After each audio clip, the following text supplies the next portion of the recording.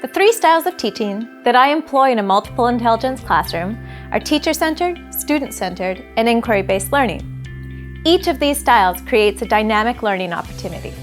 Let's go into more detail about all of these teaching styles. A teacher-centered classroom is a great way to share a lot of information in a short period of time.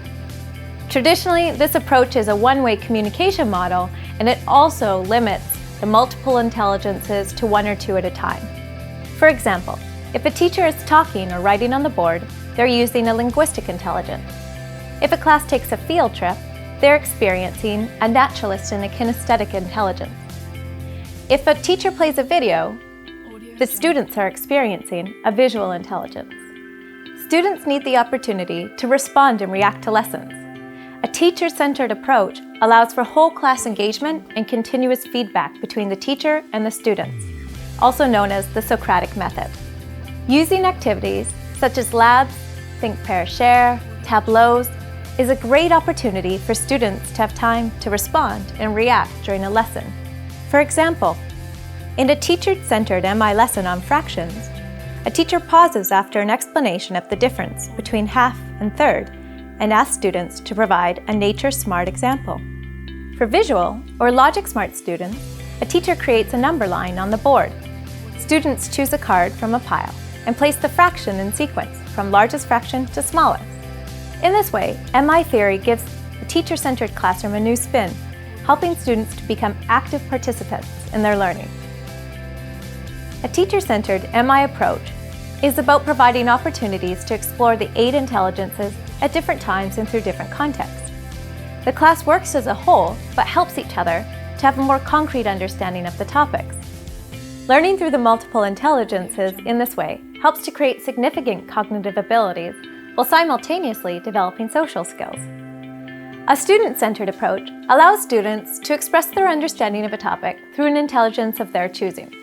This ensures full participation and leadership amongst all students. A student-centered lesson typically comes after a lesson has been taught or a new concept. It allows students to demonstrate their understanding of the topic. The key to student-centered MI lessons is choice. Activities such as these allow students to take the center stage during lessons carefully scaffolded by the teachers. Student-centered lessons can take two forms: folder activities or pinwheel activities. Folder activities ask students to respond to a specific concept using a graphic organizer to guide them. Lit circles are an excellent lesson to use with folder activities. For example, after a lesson on characterization, students choose one of 8 folder activities. A Body Smart character detective asks students to recreate 2 key scenes using claymation that demonstrate the internal and external characteristics of the main character.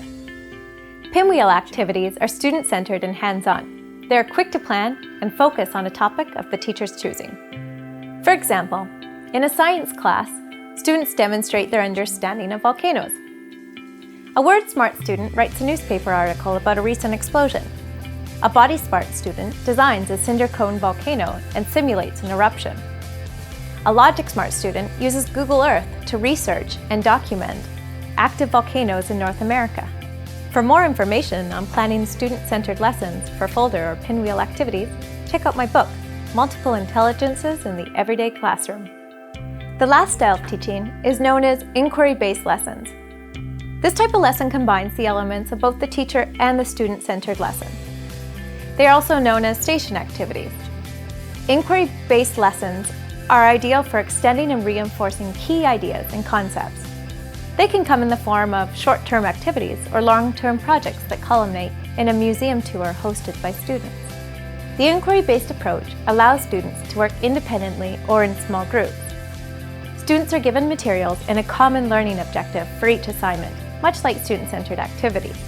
A large difference is that inquiry-based activities are open-ended. For example, students studying ecosystems design their own experiments. One student looks at mold rates on bread.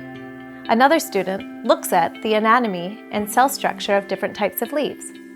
Yet another student looks at the popularity of different types of recycling modules. Inquiry-based lessons are usually set up in one of two ways: as extension projects or as learning centers. Students at a music center learning about fractions listen to a song and complete a worksheet to review math facts. A linguistic center provides word searches, crosswords, and similar word puzzles to help students focus on new vocabulary. A visual center provides colored fraction wheels and various colored manipulatives that help students conceptualize fractions. A nature center provides a series of maps with coordinates that are set in fractions and tasks the students to find specific locations. The range of possibilities is endless. These centers are ideal for students who wish to extend their learning or engage in bonus activities.